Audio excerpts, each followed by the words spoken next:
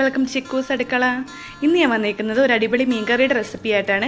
നമുക്ക് എളുപ്പത്തിൽ തന്നെ ഉണ്ടാക്കിയെടുക്കാൻ പറ്റുന്ന അയല മാങ്ങക്കറിയാണ് ചെയ്യുന്നത്. നല്ല ടേസ്റ്റി ആയിട്ടുള്ളൊരു കറിയാണിത്. അപ്പോൾ നമുക്കിത് എങ്ങനെയാണ് ചെയ്യുന്നതെന്ന് നോക്കാം.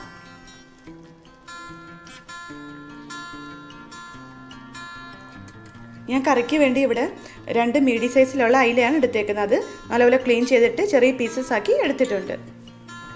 ഇത് ഞാൻ തേങ്ങ അരച്ചാണ് വെക്കുന്നത്.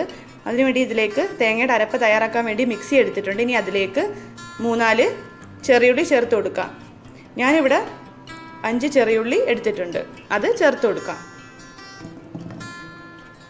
ഇനി ഇതിലേക്ക് 1.5 കപ്പ് തേങ്ങ ചിരകിയത് ചേർത്ത് കൊടുക്കാം.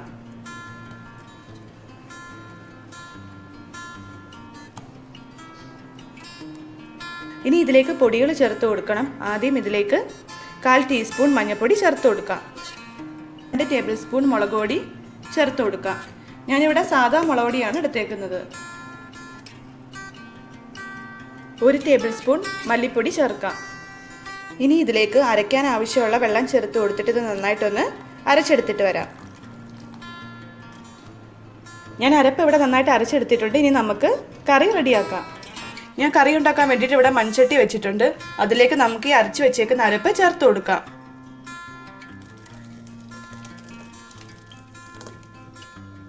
ഇനി ഇതിലേക്ക് കുറച്ച് വെള്ളവും കൂടി ചേർത്ത് അത് ഇതിലേക്ക് ഒഴിച്ചു കൊടുക്കാം.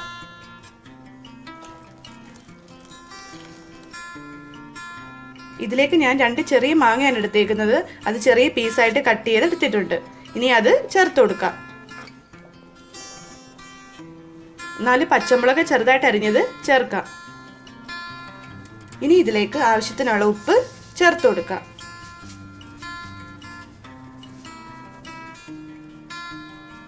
ഇനി ഇതിലേക്ക് കുറച്ച് കറിവേപ്പില കൂടി ചേർത്ത് കൊടുക്കാം. ഇനി ഒന്ന് മിക്സ് ചെയ്ത് കൊടുക്കാം.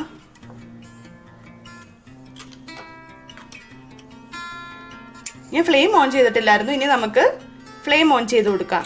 എന്നിട്ട് ഈ കറി നന്നായിട്ടൊന്ന് തിളച്ച് വരണം. തിളച്ച് വരുമ്പോൾ ഇതിലേക്ക് നമുക്ക് മീൻ ആഡ് ചെയ്യാം.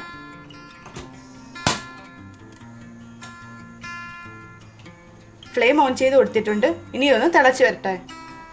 കറി തിളച്ച് വന്നിട്ടുണ്ട്. ഇനി ഇതിലേക്ക് മീൻ ചേർത്ത് കൊടുക്കാം.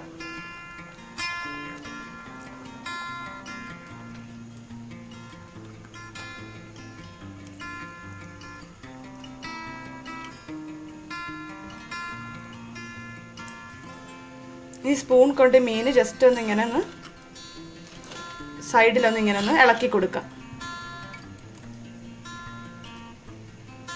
ഇനി ഇത് അടച്ചു വെച്ച് ഒരു 15 മിനിറ്റ് വരെ വേവിക്കാം.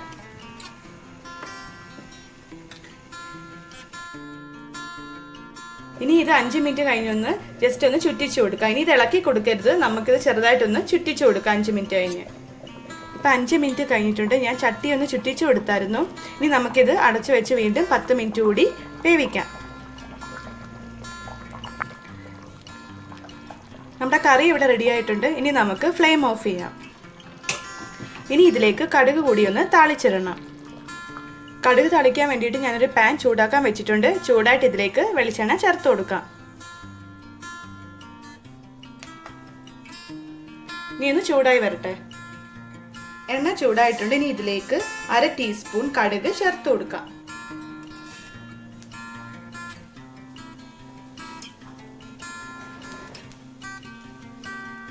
ഇനി അത് പൊട്ടി വന്നിട്ട് ഇതിലേക്ക് ഇച്ചിരി ഉലുവ കൂടി ചേർത്ത് കൊടുക്കാം. ഇനി ഇതിലേക്ക് ഇച്ചിരി ഉലുവ ചേർത്ത് കൊടുക്കാം.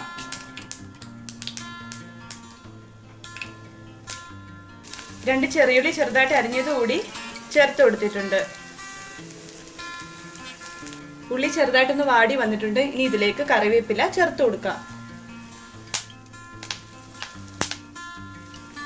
ഇനി 3 വറ്റൽമുളക് കൂടി ചേർക്കാം.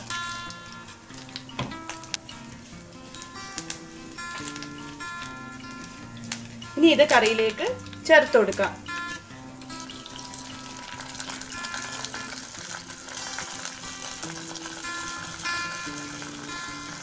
അങ്ങനെ നമ്മുടെ അടിപൊളി അയല മാങ്ങാക്കറി ഇവിടെ റെഡി ആയിട്ടുണ്ട്. നല്ല ടേസ്റ്റി ആയിട്ടുള്ളൊരു കറിയാണിത്. ഇതിപ്പോൾ നമുക്ക് തേങ്ങ അരച്ച് വെക്കുന്നതിന് പകരം തേങ്ങാപ്പാൽ ഒഴിച്ചും ചെയ്യാറുണ്ട്. 2 രീതിയിലായാലും നല്ല ടേസ്റ്റിയാണ്. അപ്പോൾ ഒരു വീഡിയോ ഇഷ്ടമെങ്കിൽ ലൈക്ക് ചെയ്യാനും കമൻറ്റ് ചെയ്യാനും ഷെയർ ചെയ്യാനും മറക്കരുത്. ചാനൽ സബ്സ്ക്രൈബ് ചെയ്യാത്ത ഫ്രണ്ട്സ് ആ റെഡ് കളറിലെ സബ്സ്ക്രൈബ് ബട്ടൺ ക്ലിക്ക് ചെയ്തിട്ട് അതിന് കൂടെയുള്ള ബെൽ ഐക്കൺ കൂടി എനേബിൾ ചെയ്ത് കൊടുക്കേണ്ടതാണ്. അപ്പോൾ ഇനി മറ്റൊരു നല്ല റെസിപ്പിയായിട്ട് വീണ്ടും കാണാം.